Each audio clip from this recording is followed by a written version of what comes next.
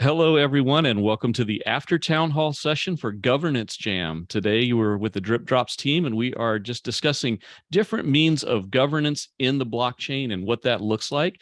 I'd like to welcome all of our guests that are here today. This is an open forum discussion. There's no need to raise your hand. We just all go around the room and have a conversation. But please be, cognizant of each other that's here. Give everybody space to say what they need to say as well, and let's all just have a great conversation together. So thank y'all for attending. So governance, I think this is a hot topic as we're going into the Voltaire era here, right? With Cardano, we're going to be making an awful lot of decisions. Some are going to be right. Some are going to be right in the moment, and we'll need changes as we go on. And so, let's open that up this afternoon, and let's look into what possibilities we have as we're moving forward. Some of you guys may have seen what DripDropz did early in May. We did a governance vote where we basically took our tool and we said, hey, we've got these parameters we want to decide between that the community should help decide on. And then in our case, we weighted the participation of the vote based on how much drip tokens the individuals had. We made all kinds of decisions in that space and in that moment. We decided to give the ballot out weeks in advance and get some feedback from the community. We were just hoping to get feedback on the wording, but what we ended up getting a lot of was, hey, well, I'm going to vote this way, and hey, I'm going to vote that way. It's like, okay, well, cool. When it comes time to vote, that's awesome. But what about the wording? So getting participation in that was an interesting part of the challenge for us. And then we completed the vote, and now we've actually executed on every element of that vote one way or another. So each one of those different things. And now we're dealing with, hey, how do we make sure we communicate that, back to the community? How do we let them know that we did that work that we did? So that's kind of how we came at, so far. That's been our dipping our toe into what governance is going to look like in the future with our team. But that's what we're here in an open discussion today. So I'm kind of opening the floor up. So what's another method that you guys have used? What's an experience you've had so far with governance on the blockchain, good or bad?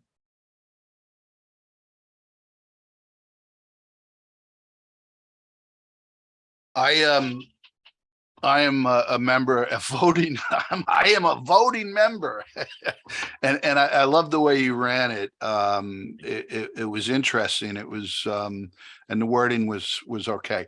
I love the way they do it on Osmosis, the Osmo chain. I think the governance votes in each one of the little chains.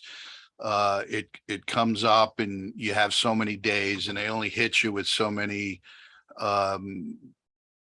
things to vote on. And what I really like is anybody can on the, if you're not familiar with the Atom or Osmo or Juno, through the wallet they put out a something to vote on, and it's a yes, no, abstain, and no with veto. Which is a powerful thing because anybody can, for a few shekels, put up a proposition. The no, they get their shekels back if it's rejected. The no with veto punishes the person putting up the proposition. So if it's a bogus proposition, or someone's playing a game or trying to play the system, they lose their shekels, whatever the monetary thing is. I like that system because it's a couple at a time. Yeah, that's good. And that's, I mean, I know it's another thing we could talk about here is catalyst voting. This is pretty overwhelming, right? 1,166, I think, is what Danny said earlier. Proposals to try and go through. I spent 3 hours a day, 3 days this last week reviewing proposals, preparing, that was almost unprecedented because we had all that spare time before the vote that we would have been voting already.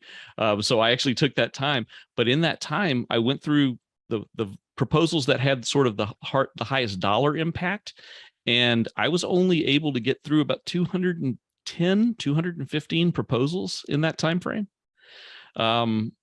and that was, to me, I considered that a lot of effort. I had a lot of other things I had to be doing, right?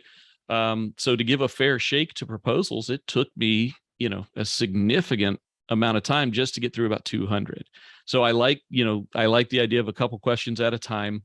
I know Danny's talked about that recently too, kind of the idea of maybe we serialize this a little where we have more like a pipeline where people are getting through. And I think, I don't know, I don't think anybody knows all the details yet, but I'm liking the idea of finding some kind of a governor, to get the pipeline to where we can pay attention to all the proposals coming through. I don't want to miss the other 1,400 proposals that happen to be at a lower dollar amount. I don't want to miss them. I want to be able to know, what they're doing and where they're at. So what about you guys on that, maybe on Catalyst side? How's anybody thinking about what's your strategy on how you're reviewing and reading and trying to learn what you're going to vote on?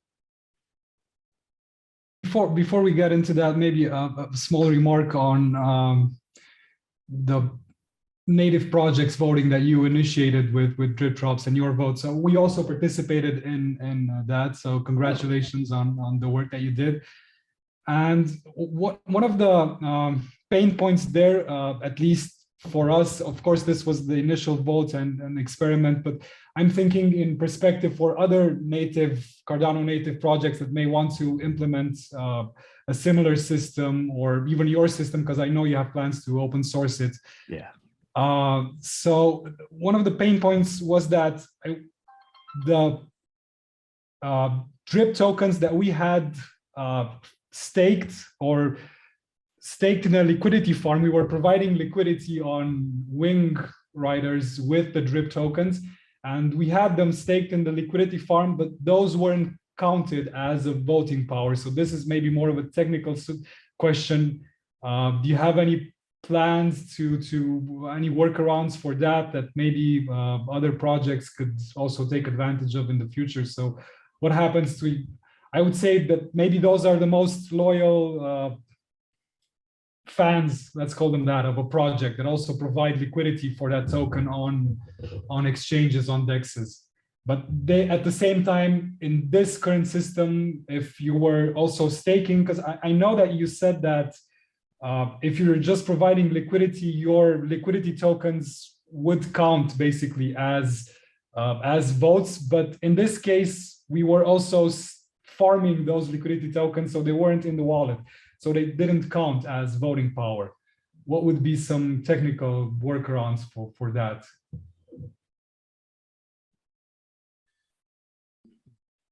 So, there's going to be, I mean, there's so many different ways that we can look at voting power, right? I know one of the things we're interested in is going to be like the DID, right? That's this idea of the self-sovereign identity that is provable, right?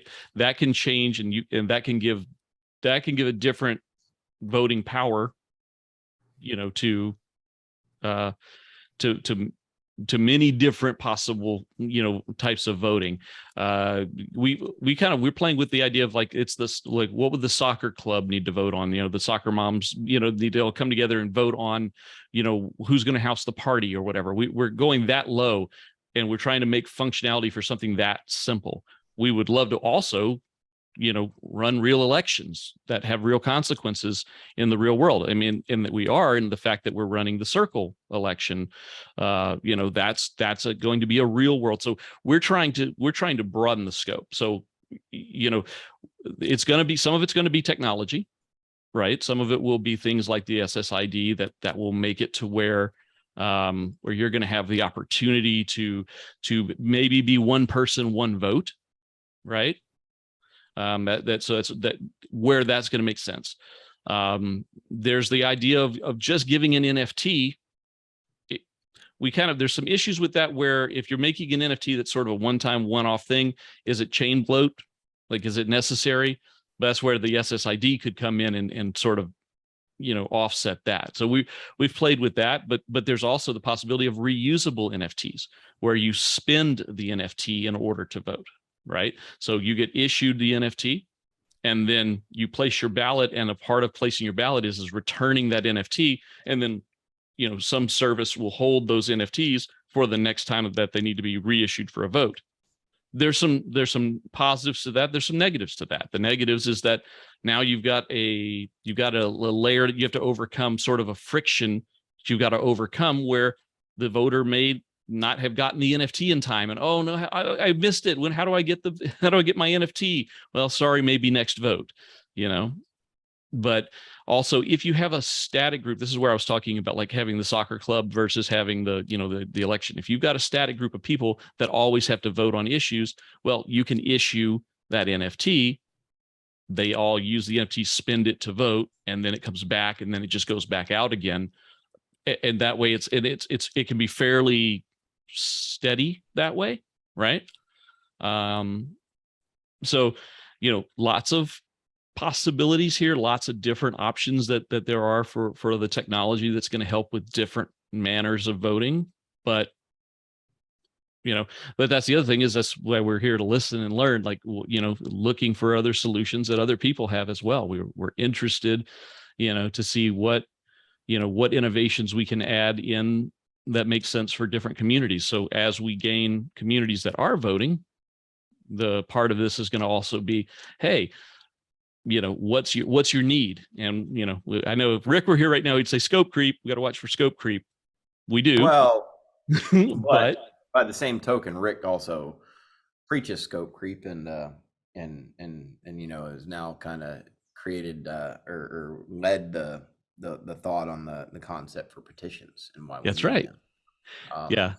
Even though we hold each other against scope creep, we definitely allow it. Sure. And this was great scope creep, right? Like, this is something, I don't know if anybody in the room here has heard this yet. We literally just started talking about it on Twitter. I believe it was last night. It was literally yesterday or day before. We started talking about this on Twitter. We're into the voting system. We're adding a petitioning system. And this will allow, so if you have an item that needs to come before a vote, that you feel needs to come before a vote, before it goes to vote, it goes up for signatures. We're gonna take wallet signatures.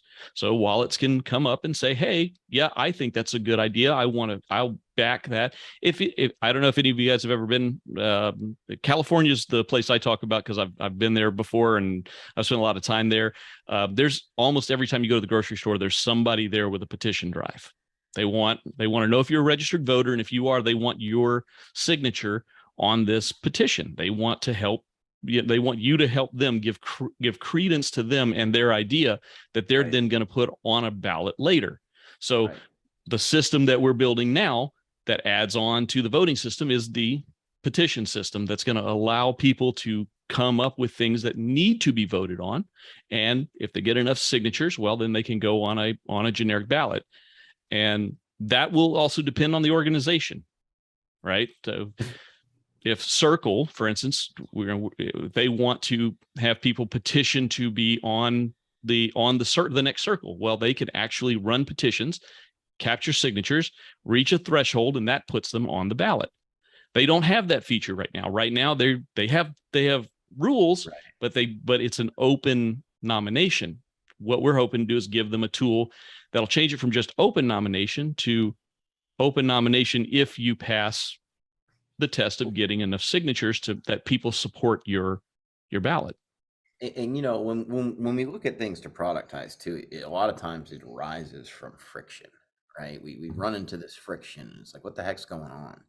And part of this is that we did realize that the community absolutely needs a way to document sentiment, I think, for certain initiatives. We all have things we care about and we work on and we care greatly about. And there may have been times we may be able to use this for higher governance, right? Where we all come together for a community on very large issues, right? And so it's just a necessary feature that I think we need as a community. And,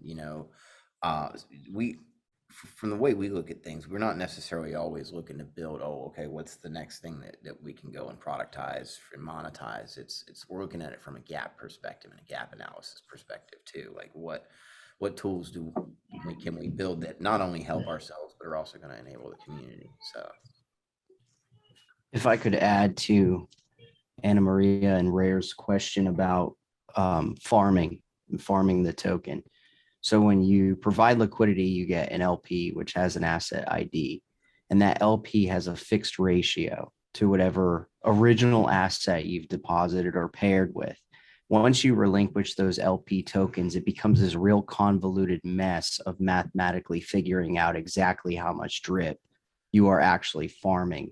Whereas LP is the next layer up, we can still calculate that. And that was the whole reason we went through this big gambit with Sunday Swap about how we could actually make that work. And we're still working on it, building out APIs and stuff. So I think eventually we might be able to nail it. But as of right now, it's the technological hurdle is just like, it's way too much for how the stage of infancy that the voting system is currently in. Once we get that up and running a little bit better, I think we'll be able to focus more on gathering those votes as well. But yeah, we totally agree. Our most loyal, I guess, users would be the ones that are farming their drip tokens. So I agree with what you guys are saying. And the team originally did address that when we first started voting, but that was one of the big hurdles that we have to get over. Well, you can put your drip in a liquidity pool, but yeah, when you farm it, it gets one step removed. So like, right. Just to clarify, when you put your drip in a liquidity pool or any asset and you pair it, you get tokens back into your wallet. So what we did do, which is a step above and beyond what I think anybody had done at the time, is we actually looked at those liquidity pool tokens in the wallets and estimate, and we're able to calculate how much drip you had in the actual right in the actual DEX. So we put a lot of work into that. Now, when you take it one step further and you give the DEX your liquidity pool tokens and you stake those and you do staked yield farming, like then that's where it becomes problematic. And so, that's a trade-off. There's a liquidity pool incentive reward for doing that, right? So that's a decision. But as far as being able to address that technically, I think that is something ideally we would want everybody who has control over to be able to do. Yeah, I'm not a tech guy, and I just like things that are easy, being an old man like I am, and I like things that work well. Aqua came out with it. It sounds similar to what you were just talking about, and I got interrupted by a grandchild, so I apologize if I'm recovering or covering over things. But they issued ICE, and you got yes ICE and you got no ICE to be used in voting. And the ICE, it was given in a relationship, I think, to how much you had staked in your wallet. So you don't actually lose the Aqua. But then the ICE is on some kind of timed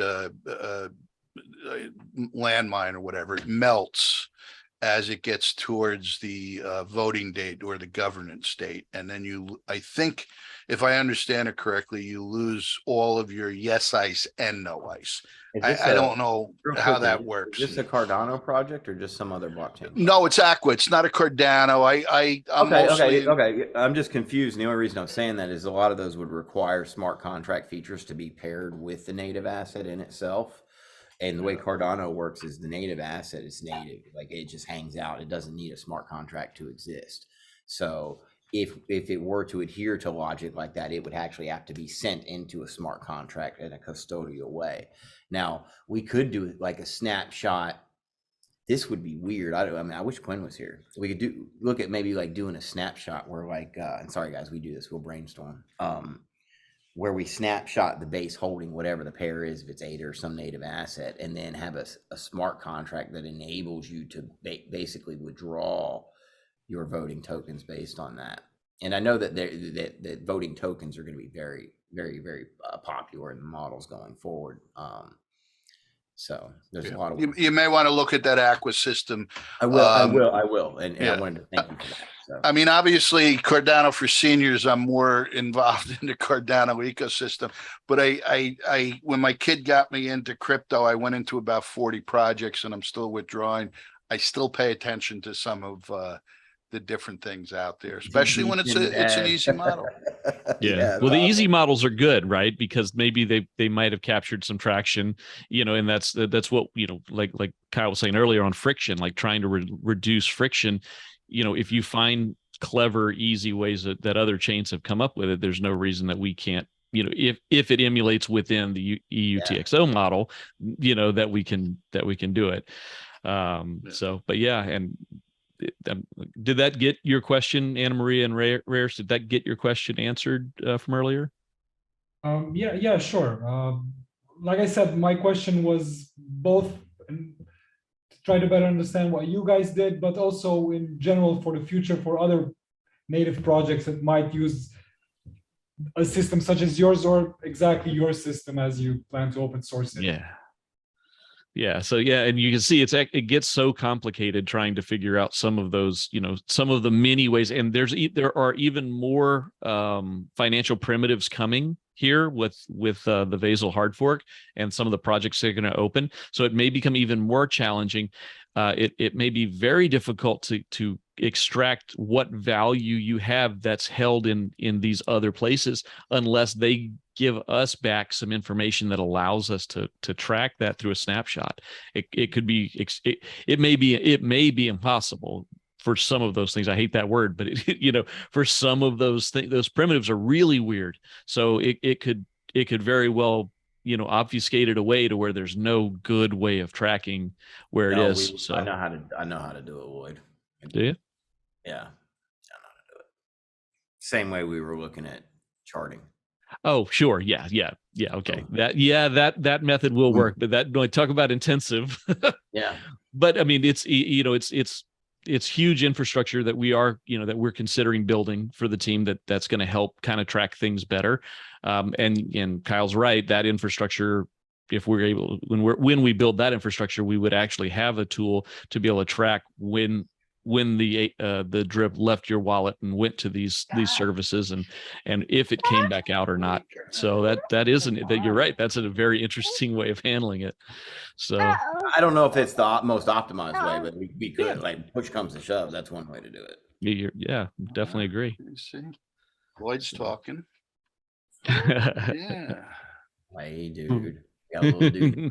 All right. Little Grant. Oh, Rick showed up. So yeah, we're talking governance models and all kinds of different ways of doing it. And gentleman, was that Tommy who suggested what was it? The not the Aqua? Aqua. Yep.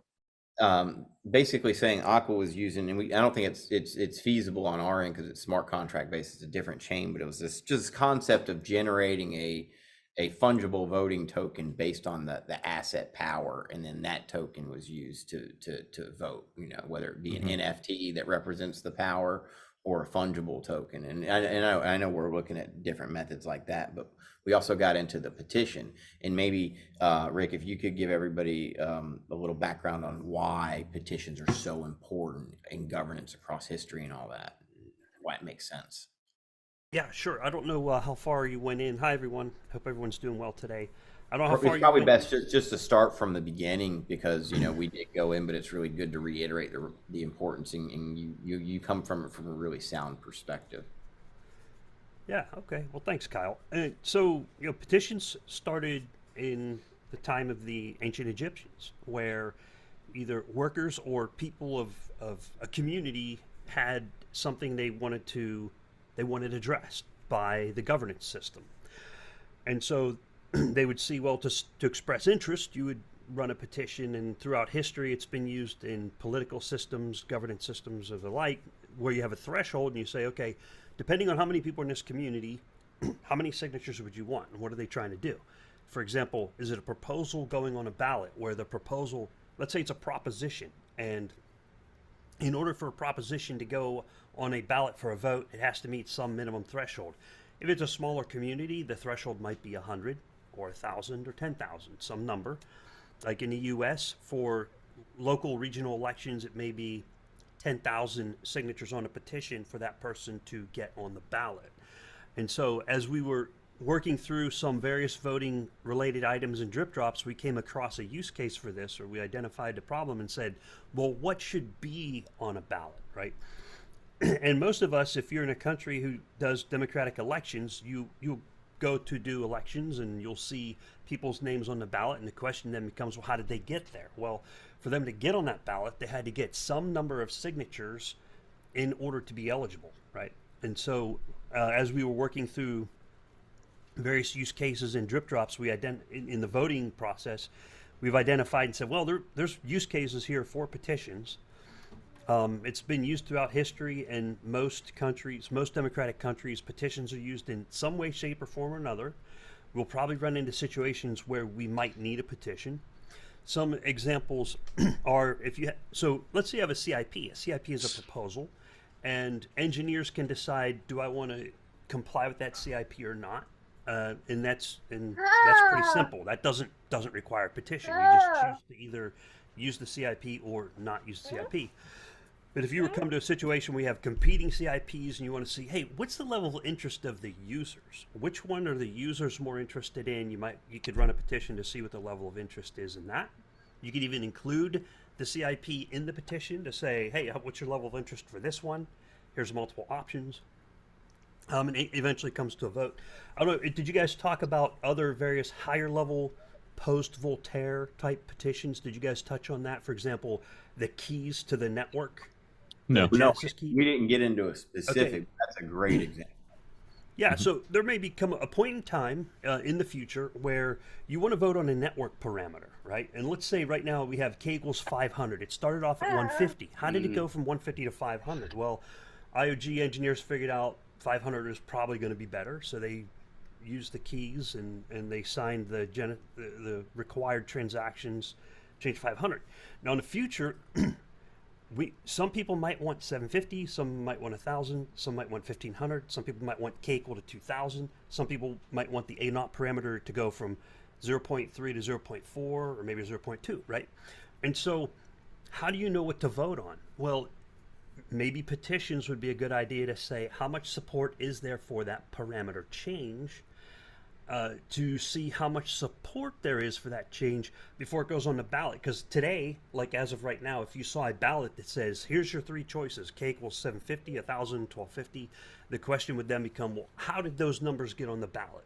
Why are those the numbers on the ballot? Why isn't 2,000 a choice? Why isn't 400 a choice? And so petitions could help solve that. Another example could be, let's say in the future, this is just an example, okay? Let's say DC Spark becomes just a really well-known company in Cardano and people trust them a lot. And yet another company, maybe Blockfrost, becomes a well-known, trusted company. And people say, you know what? We don't want Emergo and the Cardano Foundation and IOG to hold all of the Genesis keys in order to issue the network parameter updates. We would like to vote those keys to some other company so that they have one or two keys in the hands of somebody else. And in that case, you would say, well, what company should be on the ballot to receive those Genesis keys, right? And so that company would lobby to get, so many signatures on a petition to say, hey, we should be eligible for the ballot, and you can sign for them. It might also help solve DREP related stuff, like who should be a DREP? Should it be 10,000 people because 10,000 people want money, right? Are these 10,000 people qualified? Now, if they had to run a petition and say, okay, I need to go get 1,000 signatures to be eligible for the ballot, if I can convince 1,000 people that I'm competent enough and trustworthy enough to be a DREP, then maybe I can get on the ballot.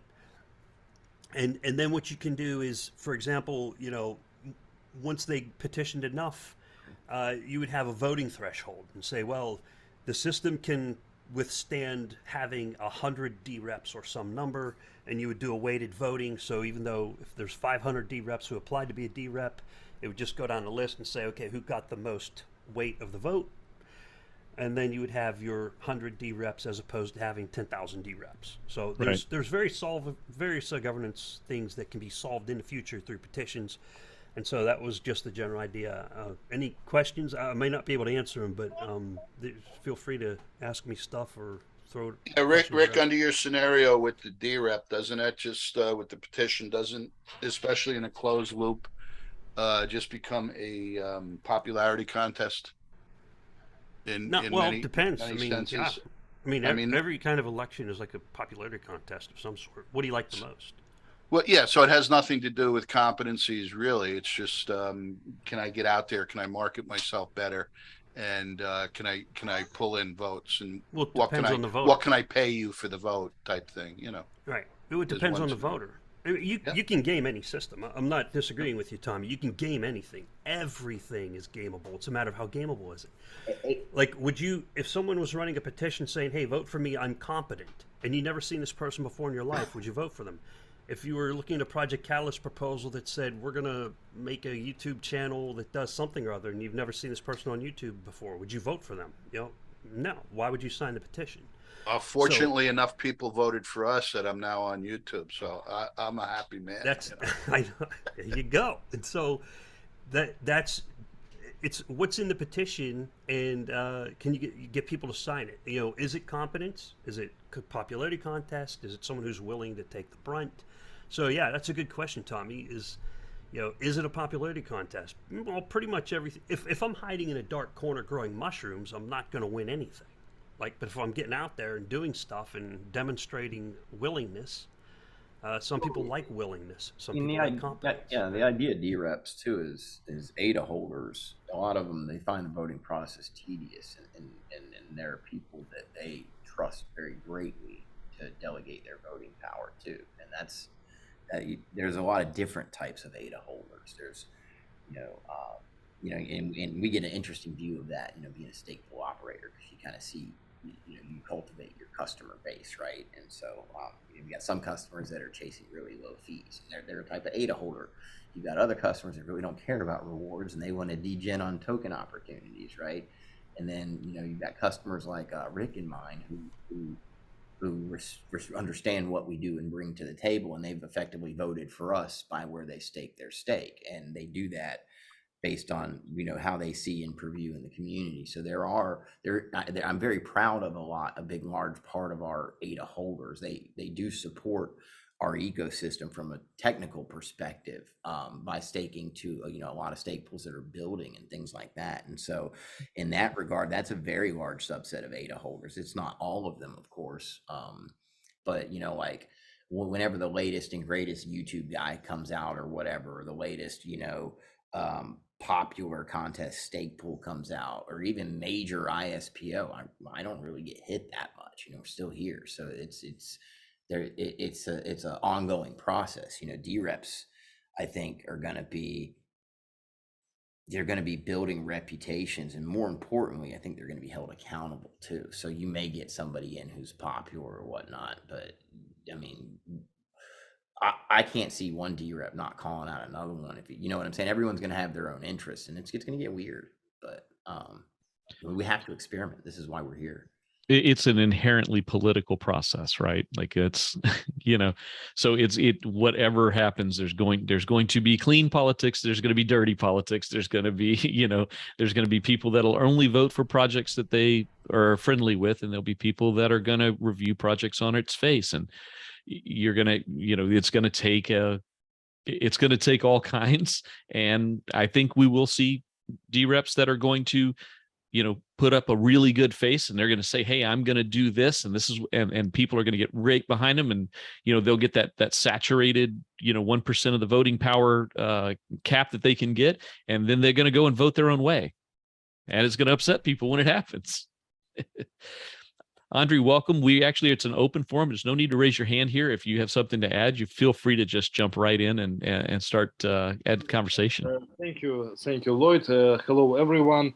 Rick, good thoughts. Thank you. Interesting. Remember, maybe almost 2 years ago, we had a call. It's on YouTube when we spoke, and then I said that you should run for the president of Cardano Foundation. At that time, community was very unhappy with Cardano Foundation.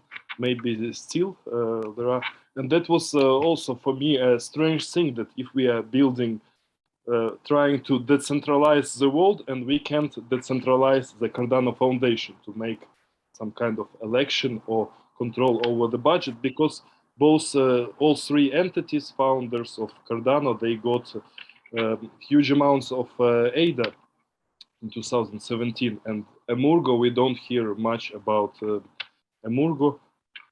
They are not so active. At least it seems for me. Maybe I don't know something. And the question which I was, it's maybe a suggestion, because now I decided to do more interviews about Cardano projects. So actually, I would like to make an interview about DripDropz one, and maybe if you have time, another interview on governance. If you think, if you have time and you think that's a good idea. YouTube is not so many subscribers, maybe 1,000, but I also share it on the crypto blogs, and it helps to attract. Andre, it's good to see you. We'd be happy to talk to you. Yeah, thanks. Yeah, absolutely. And no channel is too small. That's how small channels get big. I've always been a big fan of growing our own, where if there might be a small YouTube channel, and you do both, right? Small channel, you build it up. We'll go on there with DripDropz. We'll talk with you. And also bringing big YouTubers in, right? There's people that give BitBoy a lot of crap, but he's got a lot of viewers, and those viewers they're ETH degens, they're Bitcoin degens, and guess what? They can also be Cardano degens. So bring them on over, right? And that's the way I see it. It's a big ocean out there. It's a massive world. There's room for everybody. YouTube's a great platform to get information out. Go for it, man. Yeah, and we'll see you over there on your channel. One of my areas of interest, it's actually blockchain governance. I'm for years when I was checking different blockchains, different cryptocurrencies, so the ones which have some elements of governance were more interesting for me, and where I could, I took part.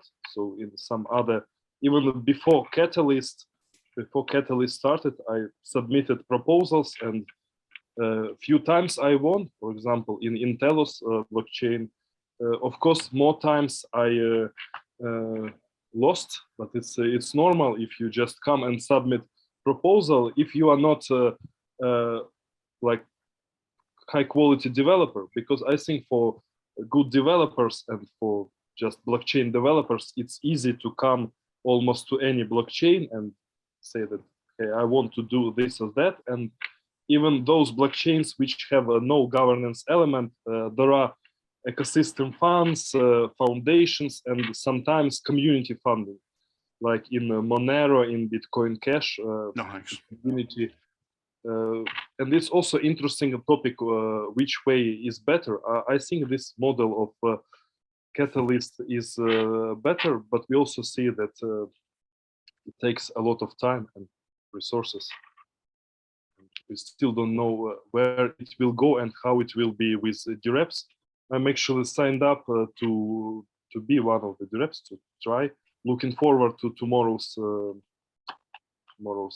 workshop, and I think maybe many of you or some of you are also going to be DripDropz. What do you think?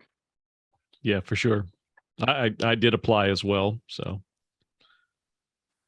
Yeah, I think the DREPs are going to be a interesting addition to the experiment on governance.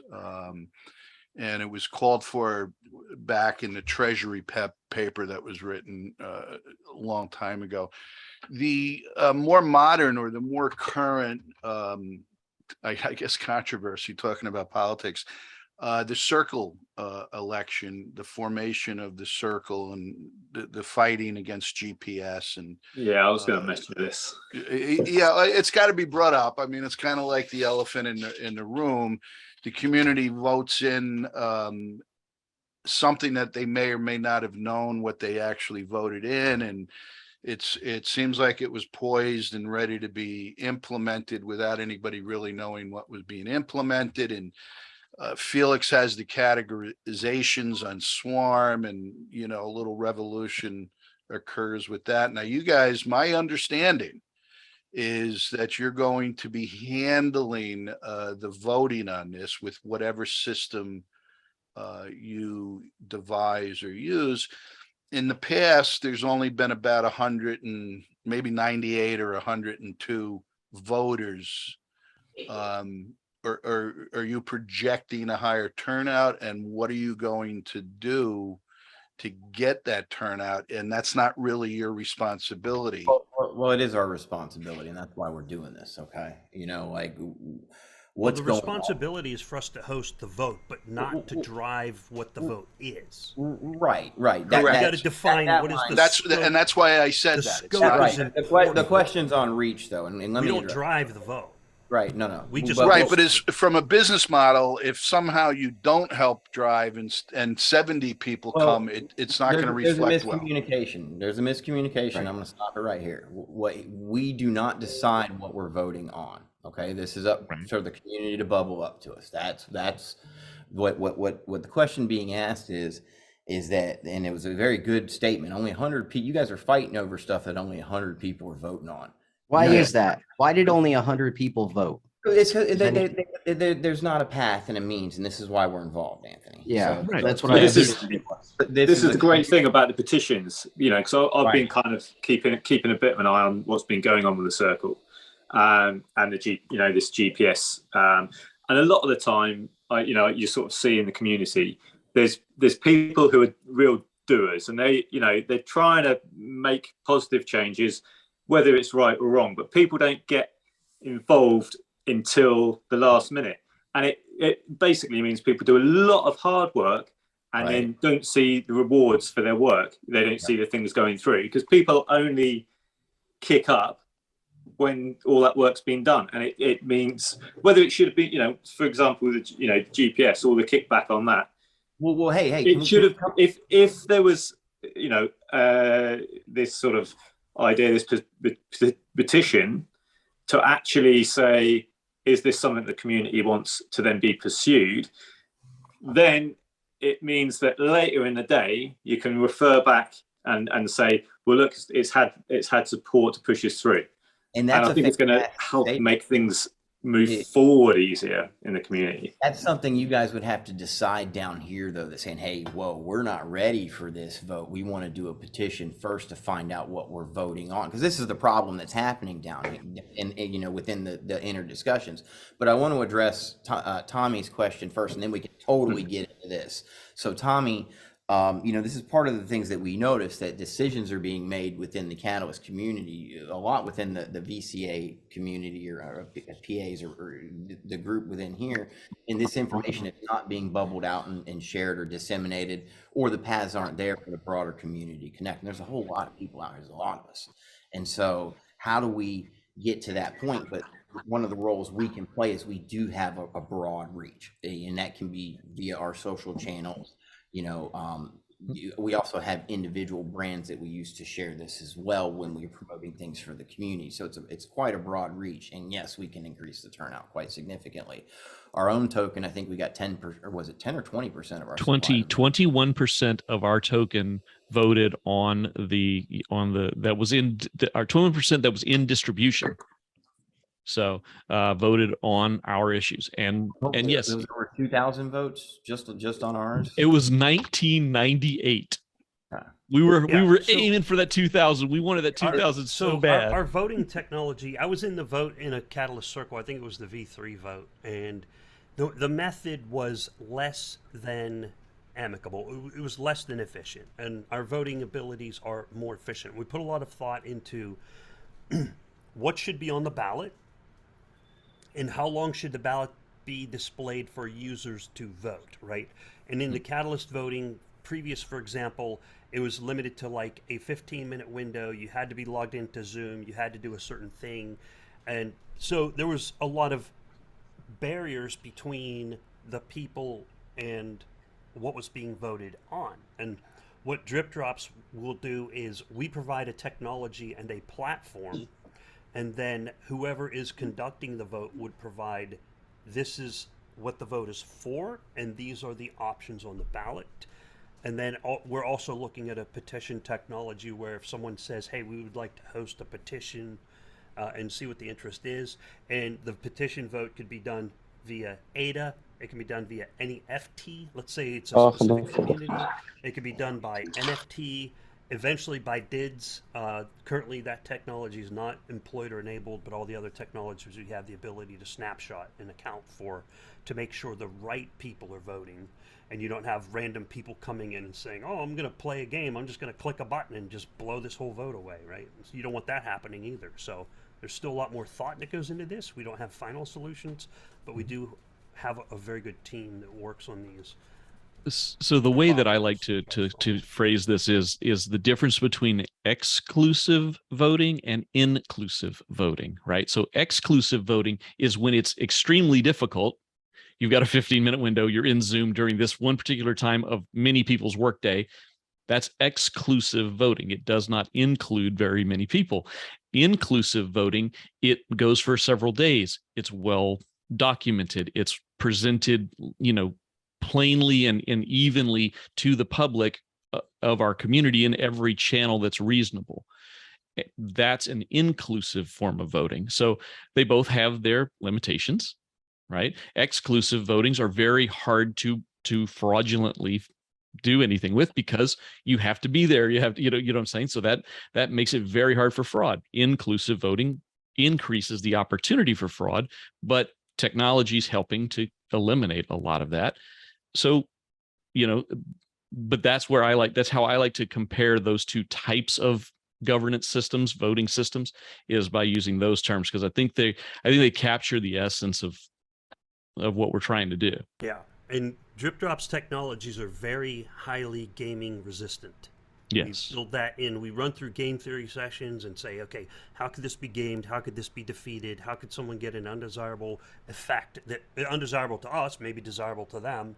And so we work on that. So that's just something to consider. No matter what polling system, partitioning system you use, whatever that is, right? Is it game resistant? And the petition if you're actually. The petition system, no problem at all. The petition system adds to the anti-gaming, right? It requires a level of additional sophistication, an additional level of engagement with the community in order to even get your item on the ballot. So with the current Circle V4 vote, they have an open nomination format, right? You are going to publish your platform. They have a few days left now. I think they're doing it one more vote on how they're going to, on the ground rules. Then they're going to spend a certain period of time taking petitions from people, and those petitions are all going to go on the ballot. And it's each person's individual platform that's running. And then we're going to do something of a ranked choice voting where you'll pick your 5 favorites, and those 5 will go against everybody else's 5 favorites. And the top 5 of all will be the ones that will win. So we're already reducing the gamification in several ways there. It's not perfect, but it's maybe an improvement. We hope an improvement on a system which literally had a 15-minute window and only 100 people were able to participate in. We have, the other day I heard Charles say 2+ million active community members. 100 out of 2 million is unacceptable. Well, yeah, and it depends on what the scope of Catalyst is. I mean, or Catalyst Circle. I mean, do they have power? Do they have authority? Why do they have authority? I don't know. Well, they weren't. So to my understanding, this version was not community funded. So I think I don't know what the push is, and is Merrick still here? Maybe IOG could comment, but I think the idea is that there, and Lloyd can comment to this, that we do need to govern somehow in some way moving forward. So this idea of circles is necessary, but what is it? And really, so what's happening to my knowledge is you've got a group of very dedicated individuals within the Catalyst community who are putting a lot of time and effort and pushing things forward, and whether they're right or wrong, maybe there's some disagreements with other communities. And what's not happening is this is not being addressed and brought forth and done in a way where the broader Cardano community can participate. And this is a very, very critical step. And so this is not me talking as as CEO of DripDropz right now. Here, let me turn off my thing. I'm pretty sure most of the Cardano community doesn't even know Circle exists. To be sure. Yeah, exactly. And another point about this is that okay, there's voting going on for like these people in Circle, and this is not being brought up at town halls. If it's something important to Project Catalyst, to Cardano, it should be brought up every time. And like people should know, like for Catalyst proposals, it's being explained very detailed in a lot of details. We have an app for voting, and like everybody knows what to do. Basically, it's being publicized. Voting for Circle, I believe it's an example of it's a good example of an exclusive vote that Lloyd mentioned, because like nobody even knows. I mean, except for very determined individuals who like want to dig in. I agree, and it's not easy. It's not easy to participate in town hall more than once. But I think that's the thing. Things like the circle and the concept of circle, I think, is essential. For Cardano, for Catalyst, as things move forward. But the legitimacy of it, that's where these systems you're talking about now, that's where they come in to give the legitimacy to the discussions they're having in Circle. Because a lot of the time, like I say, it's people who are very, very dedicated, who are going above and beyond. They didn't get funded for this second part of this last form of Circle, but people are still there doing it because they see the relevance and the need for it. By having the agendas on petitions that can be pushed out to on all channels, if it's even as simple as should this be a topic for discussion, and as simple as a yes and no, that's just going to engage community, and it will start to make them aware of the Circle and what it's trying to do for Catalyst.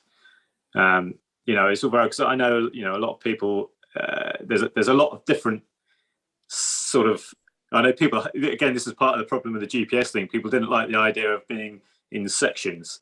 Well, but everybody are, people come into the community because they have specific interests. If they're a developer, or they might be looking at some sort of outreach project, but within that, they're in your own little bubble.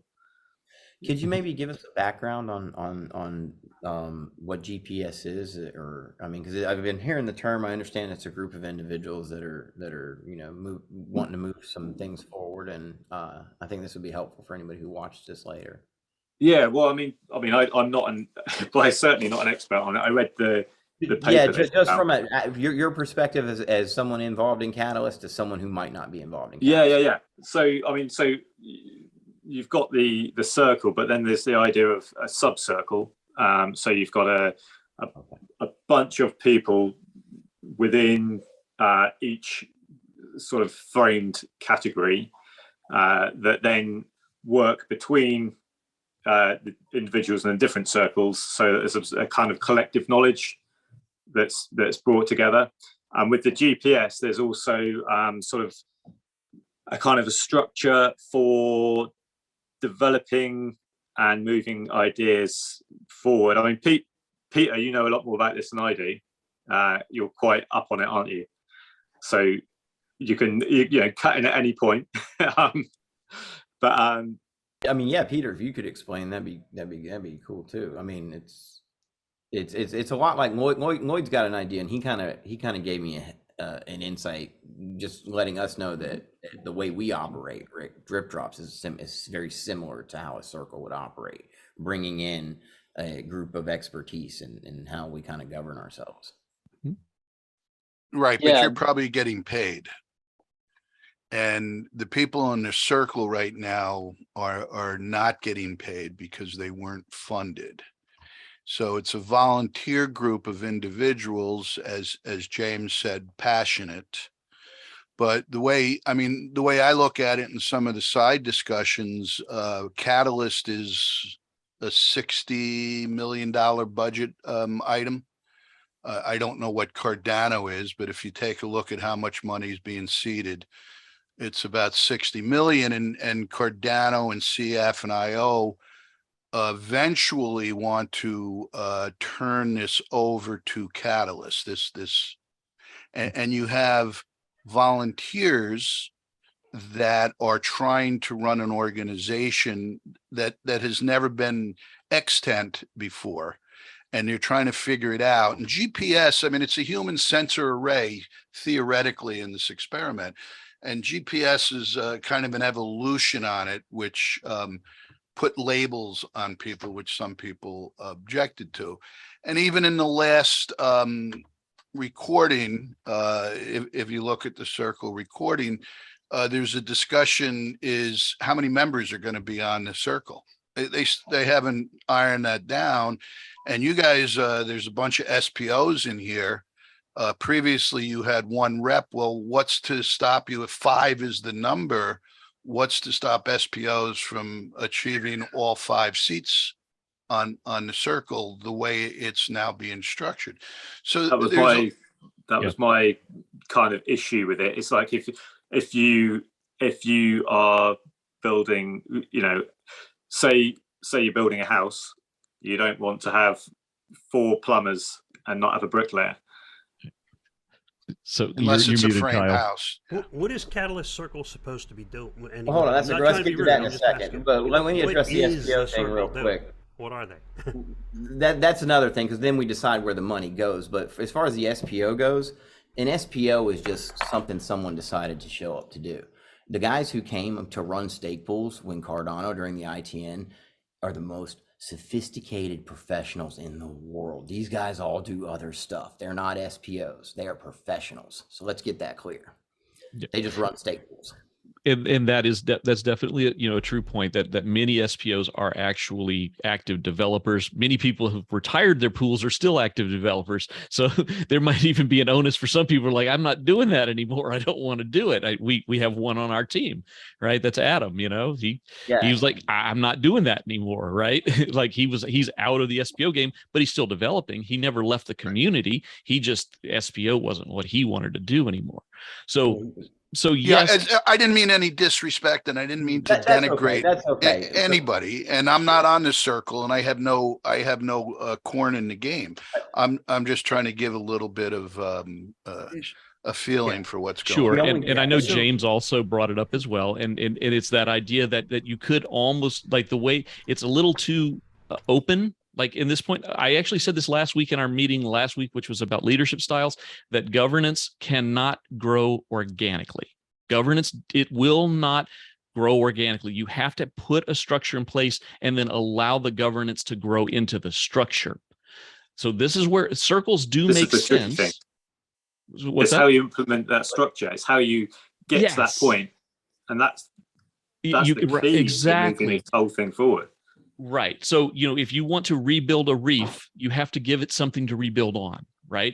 If you want to build a governance structure, you have to give it something to build on. So there's a little bit of decision paralysis in the current circle where they haven't been able to decide on whether or not to label things. And that is causing this paralysis, it's decision paralysis. But again, that decision paralysis, it's only going to be healed by us giving some kind of structure to what Circle looks like. Now, I do know that Foundation brought in a gentleman that was with the Linux Foundation previously. That's a good start. That's an open source project that's obviously successful, right? It's global in its reach, and I think it may have been Charles, but someone said that hey, it's in North Korea and it's in the U.S. and it's allowed to be in both places precisely because it is this, open source, it crosses all boundaries and borders. And that's the kind of, if we really want to build the next financial operating system, we're going to need this, right? This is how we do it. We have to have a structure in place. I said in the beginning of this call, we're going to get some things right and we're going to get some things wrong. We're going to get some things that are right for right now and are going to be wrong later. And we're going to have, so not only do we have to build a structure, we have to build a means to change the structure over time. Yeah. And, Lloyd, I would like to add that right now, Catalyst doesn't look anything like what I had imagined it would look like. It's totally different. Catalyst is not here to govern people. Catalyst is here to govern funds and projects and the funding of the projects. And what I mean by that is people spend a whole lot of time in here talking about stuff. All right. But a lot of times this level of funding can be done more efficiently if you have people who are trained acquisition program managers managing the funds. And like right now, let's say the budget is 12.8 million and SpaceX came in and said, if you get me 4.8 million, I'll build out the infrastructure for World Mobile so we can support World Mobile on the ground in Africa. And then Apple came in and said, if you can get me $8 million so we can build out Apple Pay on Cardano, we can do that. And if I was the acquisition program manager, I would say, okay, these are the 2 highest priority infrastructures that we need to connect Web 3 to Web 2. And then I would approve it. Now, that would be a centralized authority. The decentralized authority would be you have these different peoples and entities who understand what are the gaps in Cardano. That's the biggest missing thing we have. We have no gap analysis that says what technologies are missing. We're not missing YouTube videos. We got thousands of people out there who will make them for free. I've done it. We're not short on DREPs. I've done it for free before too. I just randomly tweeted it out and had a bunch of people yelling at me because I did that. Okay, I don't care. I'll do it again. What you need is professionals who understand budgeting, what are the gaps, what are the technologies Cardano needs to build out the future, and then they're providing the recommendations to the taxpayers who are us and the delegators. The delegators are the taxpayers. And then they're saying, hey, these are the things that we can fund based on our gap analysis and the technologies that are missing from Cardano. And that's what people be voting on. But you know, that's not where we're at. It's something very different than what I thought it would be. It is what it is. And I'll just work with it, and hopefully it'll work itself out. And Rick has shared what next week's topic is, because next week we are talking technical gap analysis. That I know I'd like to tell you guys each week what we're going to talk about next week. And next week we will be doing technical gap analysis. We're going to talk about what it means to go through and look at a system, find the gaps, and find something to fill that gap. And how DripDropz actually did that. That's how DripDropz was formed, was filling a technical gap that existed in the Cardano blockchain. So that's thanks, Rick, for the perfect lead into next week. Lloyd, I was wondering about governance structures don't grow organically, and the fact that we need a structure. Mm-hmm. In a distributed system, wouldn't we be looking for multiple structures? I completely agree, Phil. And experimenting with different avenues and different options, and kind of letting people both build the structures that they are interested in participating in and being able to move across the structures. That's kind of the way I'd like to see this pan out. And I do agree with you. And yes, it is 100%. There is an organic process to the growth of the structure, but you cannot play a game of soccer unless everyone agrees to the rules before the game of soccer starts, because you're not actually playing a game if you don't have the basic rules. Once those basic rules are established, but look, we're playing Calvin ball now. Okay. I mean, you can put a Grow Africa proposal into anything. There's no, you've got cannabis grading competing with blockchain midwives, competing with the DripDropz proposals, all in the same category of funds. That's bananas. Somebody's got to get in there to sort that out. Yeah, that's kind of rookie right there. I agree, Matthew. That's like, why are we doing that? It's good to see you, Matthew. Thanks for hopping in. This is what gap analysis is all about, guys. There's philosophical differences, and I've seen it. Within Catalyst, maybe there's this, you've got the Catalyst community and the developers, and that's really not the way to look at it. You've got a commercial ecosystem around Cardano, and then you've got the governance ecosystem, and we are all on the same rocket ship, and so we have got to get there. A proper gap analysis will show us the things that we have to get done to get there. Absolutely mission critical. Like we're already flying in space, guys. And if we don't fix that, it's going to blow up. And these are real. Like IOG is going to get the core protocol there, but there's going to be some things that need to be done in order to nail product market fit, in certain areas. And we have to look at that as a community and have real hard discussions and make sure that that stuff gets built out. And so that's baseline priority from where I think a philosophical difference is between a lot of community members, right? Like to me, I see there's mission critical stuff that absolutely has to get done, and then we absolutely do have room for what we're doing with the community and outreach, and there is a place for everybody here, but we've got to find it. And so back to an earlier comment. The one of the things that I think that funding that because the circle isn't funded, I think partially it's because there's a pretty bad job of outreach to the outer community, and maybe that's not due to anybody's fault, but that could be maybe our other community members not being engaged in helping, or that channel's not there. The broader community should really see the Cardano Foundation or IOG. If they're pushing the circle, they should be retweeting the announcements and letting everybody know what the heck's going on. If it's an IOG driven initiative, if it's a community driven initiative, then we got to work it out and figure out how to get it out. And I think, just going back to what Matthew was saying there, I think one of the problems, I think there should always be a miscellaneous pool within every fund, because you got regular projects, or someone has a great idea and they want to get it going, and they do the work to get a proposal together, and then the categories don't fit. You have to kind of you just got to push that peg into the hole and make it fit. We will need to adapt. Hey, James, how much ADA do I owe you? Because I'm the CT. I'm the guy that put the proposal in for the miscellaneous fund, for this fund. So vote for miscellaneous just for that reason. Okay. And if you look at what went in Fund 8 in miscellaneous, it wasn't as who was it? Andrew said that, this mixed with that. It was anything. It was the island of misfits. So vote miscellaneous Fund 10. I'm the lead on it. I would love you guys. I would love to have miscellaneous forever. I love miscellaneous category. Like if you were to take funding, if you were to look at a general budget and how does it work, there's mission critical stuff, and that gets the majority of the budget. Then there's miscellaneous things that have to get done.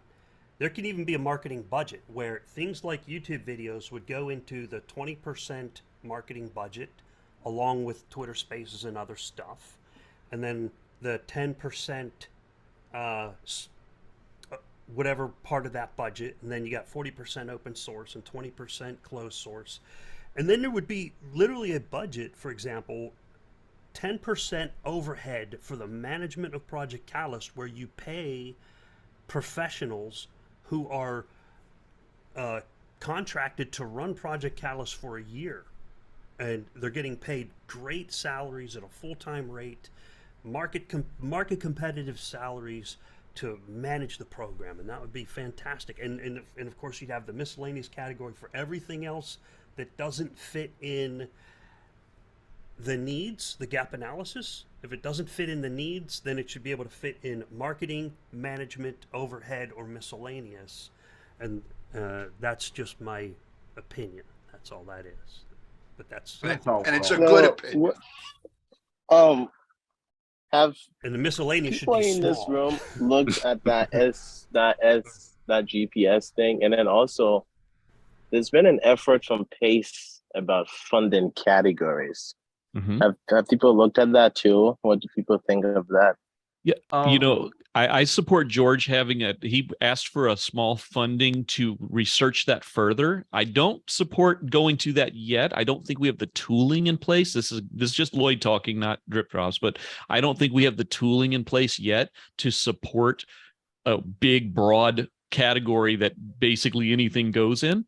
I think we still do need some categorization for now, kind of like what Rick is saying, where we really should have some focused categories to drive innovation, but then also put aside money for all the other miscellaneous things, right?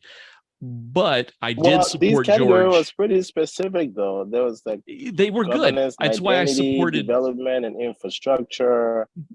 Right. So here's the problem. He doesn't have the reach yet that he needs. So I supported him getting the funding for his research proposal for this time, so that he can actually further get it where it needs to be, because he did list categories, but he doesn't have any way to enforce the categories. So there's a missing element. There's missing tooling that he can't get there yet, and he knows it. I mean, I think he sees different, some different lights on it as well. Well, But I like to just remove George from the picture, just the idea of, because we're talking about, okay, we should have stuff for YouTube. And part of the way the GPS folks was coming from, it's not so much that we need this, that we need that, but we need some framework to help us put these things into play, right? We need a way to say, put the variable on the input, it comes out, it gives you on what thing you should be trying, right? So yeah, we have ideas about what catalyst should look like, but should we be trying to figure out how can we decide some basic parameters and kind of what Phil was saying just now, and just put ideas to them, experiment with it, and see what happens, right? So something like the funding categories, right? Something We have like the these petition. ideas, right? Like a petition. We have this concept of, okay, YouTube folks should be in something different, and then infrastructure should be in something different. Is funding categories, is that a thing that could facilitate that goal? It can. And like I said, my concern was that there's some lacking tooling right now that we need to get there. And I think the research into how to get that tooling in place is the missing link that brings that up for probably Fund 11. Hopefully Fund 11. I would love to see him succeed with that research and move that idea forward, because I do support the general idea. I think it's a good one. I didn't oppose the GPS idea. I think that we don't have the tooling yet, and that's what I'm looking for. And Matt, you don't have to raise your hand, and this is an open discussion forum, man. So whenever you just go ahead and interject, it's fine. That's fine. I just wanted to. So Darlington, can you explain this GPS thing just briefly so everyone can be on the same page here? Well, I don't have a super deep understanding of it, but it could be synonymous with something like if someone says agile, right? So it's just a way of saying, hey, we have this framework for which we can help us like try different way to manage a global distributed decision pipeline. So the framework has these different principles that if you have a question, like you would try to fit it in that framework, right? And so it gives you like a narrow way to sort of experiment and try things, as opposed to just throwing everything out on the board. Now, the specifics of what those different narrow, like rail guards or boxes or however you want to define them, I don't have that intimate knowledge. I did link to the proposal in the chat if people want to sort of read through it, but that's the general idea. Would it be, if the veteran community advisors had the ability to recategorize proposals as they came in, would that fix a lot of the problems with misfits? Well, that has nothing to do with the GPS. That's right. You're that's why I was asking. Yeah, you're mixing apples and oranges here. Right. I think, and really, again, it's just a tool, right? It's just a tool for sort of like saying, okay, how are we going about thinking about managing participation, right? We have this global participation, and I think that's where the labels came in, and so it is a structure, right? So it's a way to say, hey, the goal is participation. Here is a structure. Here is a box that if you put your ideas through this box, it could give you different solutions to try as far as managing participation goes. The presentation and the work that those people did was quite in depth, right? There's lots of different concepts and like abstractions and things like that. But if we decide to to use something like something like a GPS type framework would move the needle from like, hey, here's the wall, throw spaghetti at it, versus like, okay, we have from some specific like framework we can use to say, okay, we need to be able to do QA. How does this framework, like what kind of solutions would the framework help us get to for doing QA, for example? So those kinds of questions, right, is what it's supposed to help with. Sure. All right. Yeah. And I think it's important. Yeah, thanks, Tom. Go ahead, Phil. I think it's important that these things are worked on and exist, and that the community individually projects can enter and operate within the framework. And I think part of the problem the GPS was having was that they were trying to make the framework become kind of the default framework that we're operating. Right. And I think that's where the trouble comes in. Same with George. I've had these conversations with both Tommy and George before. And at least from my personal opinion, if we create new defaults, then it's not going to cover that distribution and the... Well, here's the challenge with that, Phil, right? And we have a lot of people on the call here that could potentially make this a reality. A new thing that's been going on recently that I would like to see is, how can a community launch a drum and gander that we run, like the YOLO network, where we can just experiment with these things, like a Catalyst testnet? Is that feasible or no? It's coming. Hi, Chris. Hi. Perfect timing. I've kind of been saying that it's already possible within the framework that exists, right? And I explained this to George before, and I've said it to other people, that we have a challenge setting opportunity. So instead of saying, once you fund this proposal, we're going to roll it out across Catalyst, the idea would be to say, once we've done our research, we're going to propose to create a challenge that operates within this framework. And then you get everything you need. You get community support, you get legitimacy, you get the opportunity to run the thing how you want, right? And it's still within the Catalyst. So you're operating within community guidelines, in the loose sort of reporting that we have at the moment, but you also get to run the thing. And I think that's the main way forward, that we can create the legitimacy that we need to say, yes, there's community support behind this GPS idea. The only wrinkle with that, Phil, it limits your ability to sort of work on tooling, right? That can have some of that legitimacy too, right? It's going to take time, but that part of the solving is that you need to also obtain the funding to create the tooling. But the Catalyst exists for this as well, at least from my point of view. So it's all hand in hand, right? We're all working on different bits and pieces. Some stuff exists, some stuff needs working on. People are like, this gap analysis next week is going to be amazing to find out what people could focus their attention on. But at the same time, we've got GPS, we've got George's work, but we can put that forward and say, okay, how will we run these experiments? Because the whole thing's an experiment. Well, yeah, but Phil, on tooling too, and I totally agree with you. We should be, making sure that you have your home here building tooling. You've done a really good job, but by the same token, we all know the UX of Catalyst sucks. I got for now, a new voter. For now. Well, it's growth, right? It is. That's why we're talking about it. You gotta open the scars to you gotta pour salt in the wound to make it better. But I brought the point I'm trying to make is I brought a new voter on who is substantial ADA holdings this time, and he told me that was horrible. Chris, you don't have to raise your hand here.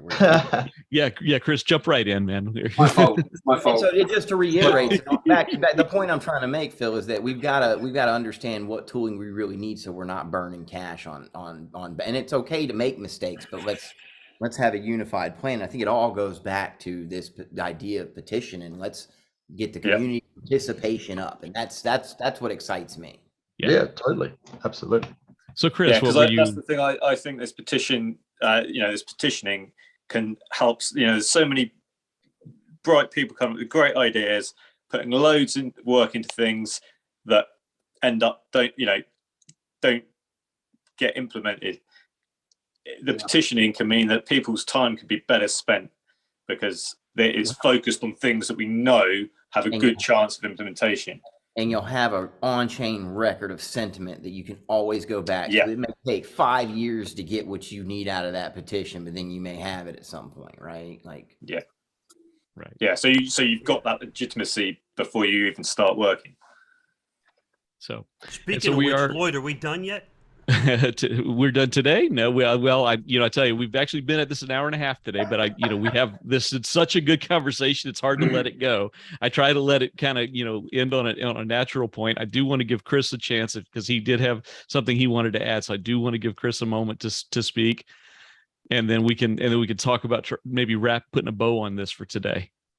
Well, I was going to ask if you would indulge me in sharing a couple of slides with a view to getting your opinion around this exact topic.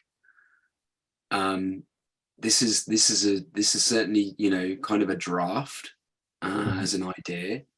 And listen, before I sort of share anything, I think the work of the GPS and the funding categories is awesome. Like, it's great. But there are some issues with both of them. And what that really amounts to is it treats all projects the same, whether it's governance on identity, products and integrations, whatever it might be. But what I get a lot of, or what we get a lot of criticism for currently is around sort of accountability, demonstrable impact, efficacy, all this kind of stuff. And you all know there are proposals, like not challenge proposals, proposals in the ballot currently for $500,000, for $750,000. Yes. It should not be there. That should not be there. Systemic failure. Right? Irrespective. Okay. It really prompts the question. Let's try to not think just about categories in terms of horizontals, but we need to think things on the vertical levels. Well, not verticals, but also horizontals. If you'll indulge me, I'm going to go give you a really short presentation. And this is something I think I wrestle with all the time. Oh no, maybe I can, if someone will allow me to do it. Hold on. Zoom. I'm just gonna. Oh no, I've got to quit and then. I don't have the. Let's see who can share. We hang out for 2 minutes while I quit and come back. There you go. There was an advanced sharing option for all participants, so you can try now. See if that helps. Let me see what happens. Yeah. All right. Right. So just bear this in mind. This is because it's been problem sensed. Everybody's done a lot of great work on this. But we need, and it's interesting, someone said about gap analysis. I'm doing a gap analysis on those two proposals right now. And this is some of that work, right? But it's not fully formulated yet. So please don't flame me too much. Okay. Everybody can see this, yeah? Yep, we've got you, Chris. So we need to change funding processes. Catalyst needs to scale, decentralize further, while keeping fairness and community-led properties. However, challenge setting takes up so much energy and leads to tribalism. We need to rethink more than just how parameters are decided. We need solutions that are data-driven through community consultation and processes for new decision-making and new voting purposes. We need processes that need to be designed to work with prioritization, focusing priority domains today, which benefit the most now, as we also continue evolving priority sensing. Catalyst is ready for budget weighting funding categories decided by the community. The community should weight budgets towards priorities. The community should also maintain a high volume of experimentation without high risks to treasury spending. Okay. So far, those principles are freaking awesome. Here's a really quick recap. Challenge setting today is proposed and voted for by you guys without much, and I'm not saying no, I'm saying much evidence of consultation of how you've arrived at those priorities. It seems that only products and integrations, dev ecosystem, the miscellaneous challenge more recently, and then Atala seem to be the persistent recurring challenges. But as I heard, just as I joined a lot of the room, a lot of spaghetti's chucked at the wall and we see what sticks. But really more importantly, enormous energy spent by you guys proposing and campaigning for challenge proposals each fund, only for most of them to be unrealized, creating demotivating disincentives to continue on that path. Many great ideas are out of scope as they don't fit in a challenge unless they're put into proposed into the miscellaneous challenge. Never mind that, but also there's no persistence and continuity from one fund to the next. So I can do some great prototyping, I can go and experiment, and then I might not get my chance again to have it squarely fit in the pocket for another 3, 6, or whatever, months afterwards. It's a real challenge. So here's the goals. The goals are: empower the community to make budget-weighted decisions around broad thematic categories and funding priorities, but still enable high participation of low-value experiments to demonstrate proof of concepts which inform funding priorities. So if I build a great Cardano for cats application and that catches momentum, maybe I want to see that to be able to be prioritized in that sort of domain later. And I say this with a joke, and that's sort of my MO. Okay, the problems that this challenge should address: divisiveness caused by tribalism, demotivated participants when the challenge wasn't voted for. They might have to wait months until a new opportunity arises without guarantees it's going to come back. But importantly, community as an agency determined funding priorities fund to fund, and there's without return on intention guardrails or a lack of inconsistency, or we need to address this problem. That's what this is going to address. So building on the great work of GPS and funding categories, what I would like to kind of seed and maybe propose is a sort of model where, soon enough, this top item of fund budget setting is going to end up, eventually, soon enough, it's going to be a community contribution, right? We're talking about funding parameters or CASA's parameters. Stuff like fund budget setting is going to happen. It might not happen tomorrow, but it's coming down the line. We've got to prepare for that. But importantly, this needs to follow a common and standardized format for how those budgets are set, right? We also sort of see that there's this idea of like participation from the community in, all these different roles. Maybe we'll see, these sorts of roles being able to be funded by Catalyst and extending the sorts of roles that are being funded, right? This idea of contributors or whatnot. But what I really want to get to is these two bottom ones. So I think we need to have something like an open experimentation track. Any sector, any cause, any region, any application, up to a limited number of budget, right? Which is enough to get you a prototype out the door, where you deliver a prototype and a light paper. That's your deliverables. Projects are sort of short in scope, 2 to 6 months, kind of what they are at the moment. And they shouldn't really be components or a menu of features from much larger projects that we see where, 20 proposals get put in for one thing, right? That's kind of against the spirit of this idea. But importantly, there's a follow-on track, right?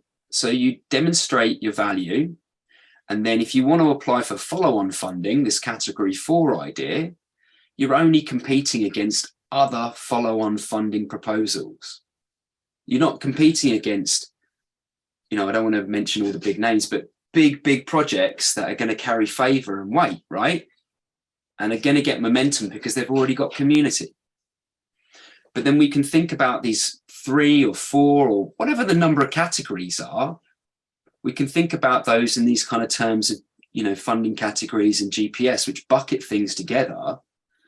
And that's where the community really spends the effort and energy to decide what the priorities and where the budget weighting lies.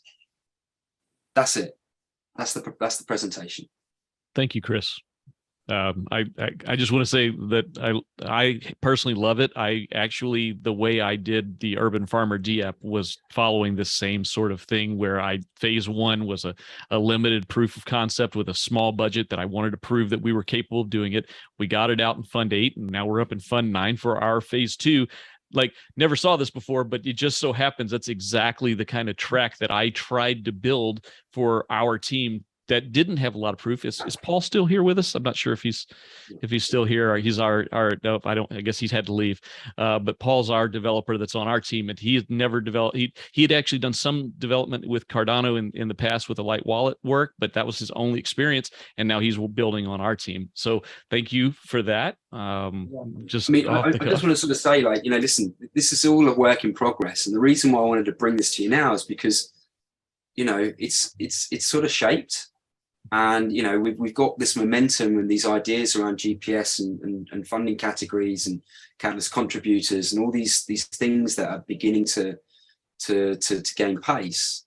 But we've got to take it into a consideration, like, how do we make sure that that there's always a place for everybody to put their idea in, right? What if and also how to ensure that these larger scale projects, and it's not the same level of accountability from a 40K project as what a 400K project requires. For sure, right?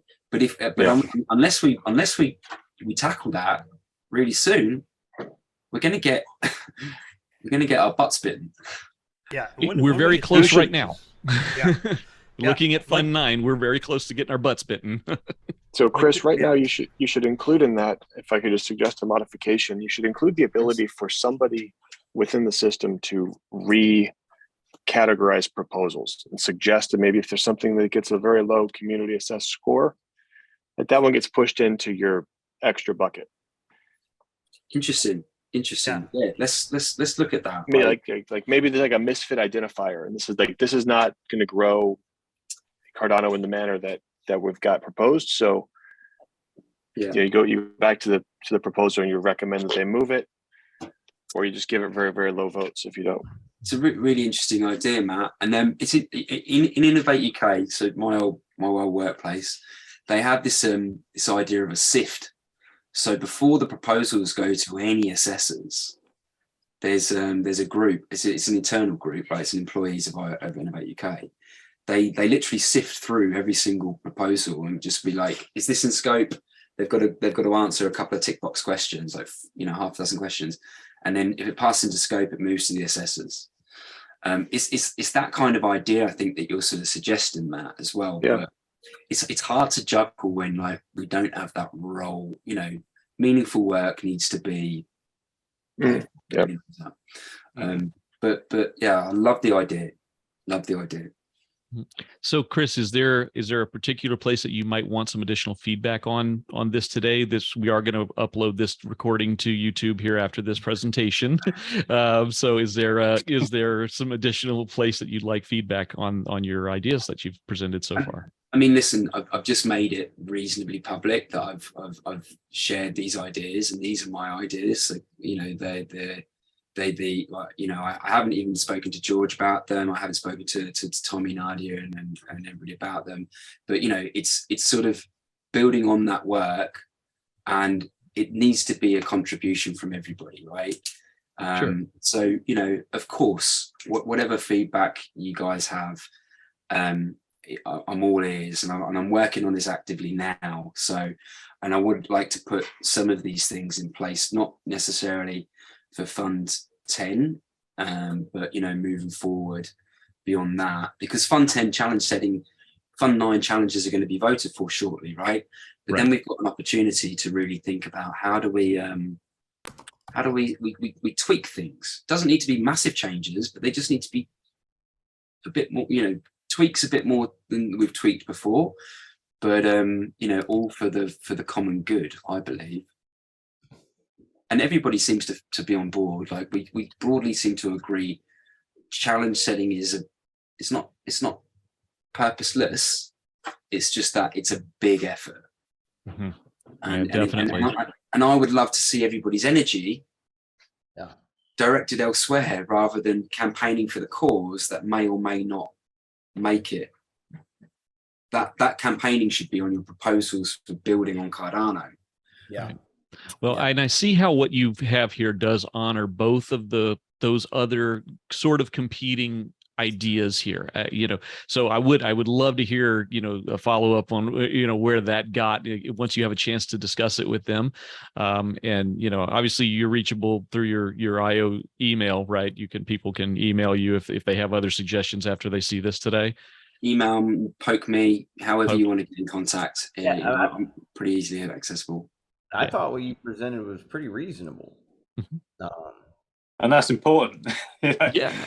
If it's too out there, it's definitely a solution. Right. So this seems to bring like elements of all of these different, ideas together, and it gives us another, again, this is an experiment. We all agree it's an experiment. So, it would be interesting to see the direction that this experiment will take if we can steer the ship a little bit this way, maybe.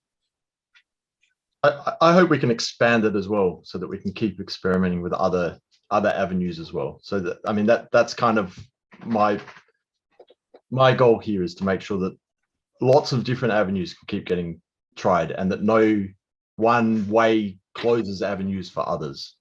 Absolutely. That's part of the important. I think Chris's subsect of his idea, the trial papers, the balloon papers, the feasibility studies, Phil, is exactly what that accomplishes. Because it allows, and just like Lloyd came in with a little proof of concept project, it allows the outliers to come in and actually be funded to develop their concept at a small budget item and see if there's any community buy-in when they achieve it. I like that part. Chris, there is precedent, and I mentioned it, and I keep going back to the Treasury paper about categories. I think they had 6 in their paper. As a marketer, I like the fact that they deliberately said marketing should be the largest percentage.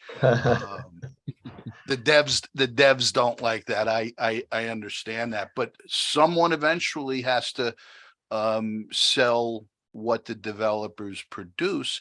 And Lloyd probably knows that, but why do we eat chicken eggs and not quail or other type of eggs? And it's because the chicken clucked when it laid the eggs, it advertised, and it sold its product.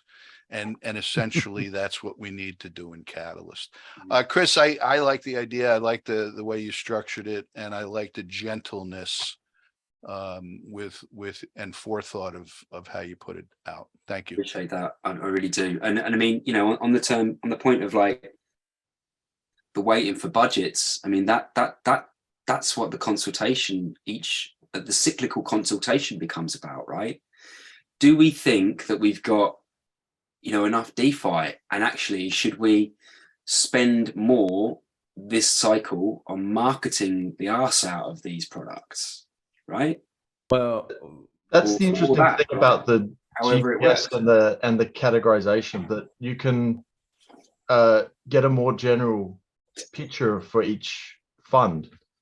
But then you lose the focus point, which we currently have people can propose super focused challenges or super broad challenges, whereas if we categorized everything, we'd lose that ability to focus in on things. Yeah, I mean, the only counter to that is that through these consultations, if you're setting budgets, you can set the goals for each of the budget track, right? And on that, we used to be 2 funds ahead, but because of the extension of the funding to 4 months, we're now proposing for the next fund, but probably we can fix some of this by going back to 2 funds ahead and then putting in the process and having enough time to actually address these, because the next fund just is on us like it's always has been. And that's true, Phil. But, Danny just came in, and I'd hate to put you on the spot, Danny, but you have been mentioning something recently about possibly setting up challenges to where, or funding proposals to where they're on a track, right? This is one possible way of doing that, where they don't necessarily we're not voting in big chunks all at once. We're maybe like they go through a proposal track where they get to a point where they're ready to be voted on, and maybe we have fewer. Well, absolutely. It's just that, you know, I think that's quite far ahead in terms of where we are today, and the process is, you know, like, and that's both human and also the practical and like the tooling that would actually support it. But when you think of it, it does create a lot of opportunities for people to learn better and to collaborate a lot more, because you create the environment where people can start iterating and submitting the proposals without the immediate pressure of being judged and going into the SSQA and not really actually, you know, having a meaningful way to implement any of the feedback that often comes quite late. And then, you know, the only next opportunity to iterate is then the next fund over. Whereas you could perhaps have an environment almost like a preschool, like a pre-fund, where people could submit things all the time and sort of like bounce ideas, and where people could, you know, mature, fine tune, and then give their best shot on a rolling basis. And, you know, there could be a variety of different things, whether it's like the fund needs to have a certain amount of proposals in order to activate, you know, like filling a water in a tank, and then we all converge upon it. And, you know, but again, there's some probably pros and cons when you think of different things as such. But again, I think it would give an opportunity for someone who comes in at any point to start engaging with Catalyst, because right now you're always locked into the stage, and that prevents people to onboard properly, because we are so heavily focused on, let's say if you're an SSQA, everybody's talking about the VPA and PAs and all that work. But then as a proposer, when you come in for the first time and you've been exposed to Catalyst, where do you begin? And naturally, there's no really a space for them to do so. What do they need to do? Start making friends, maybe, you know, attending some of the, you know, meetings, getting to know the system, but they can't really touch it up until the launch of the next fund, when the insight sharing opens. And there's a lot of waiting period of wasted time and resource where those people could get the attention. And maybe that could also mean that they're going elsewhere because they don't have time to, you know, wait out, and we may be missing out on talent in that kind of scenario. So that's where the idea was coming from. I don't think it's revolutionary or unique to my thinking. I'm sure there's like rolling brands around the world, but, you know, it could be another element of like how Catalyst could evolve, or what kind of alternative avenues could be approached. And I'm just seeing a little synergy between what that proposal is and what Chris was just saying about having that 40K or less contributor fund, where now we could possibly have a, you know, a little schooling, a little something that's getting people through, getting them prepared for that, you know, that beginner fund, some, you know, some basic stuff. So again, there's just, I like to see this in the community. There is synergy here. There's a lot of people that are thinking on all of these big problems, and I love to see these solutions that are coming from different angles, different opinions. You know, diverse opinions are coming together and giving us something really of high value for all of us. So, and on that note, guys, we have been at this for 2 hours. So I judge the success on the spaces when we go for 2 full hours and we're talking the whole time. And I think that this was a very successful one. I want to thank everybody that came in and contributed today. Thank you to all of you who've participated, and I appreciate your help making this a great space. So thank you all again, and look forward to next week. Next week's topic, we will be talking about technical gap analysis. So join us next week and let's talk about what it means to do gap analysis. Thanks, everybody. All right. Bye, guys.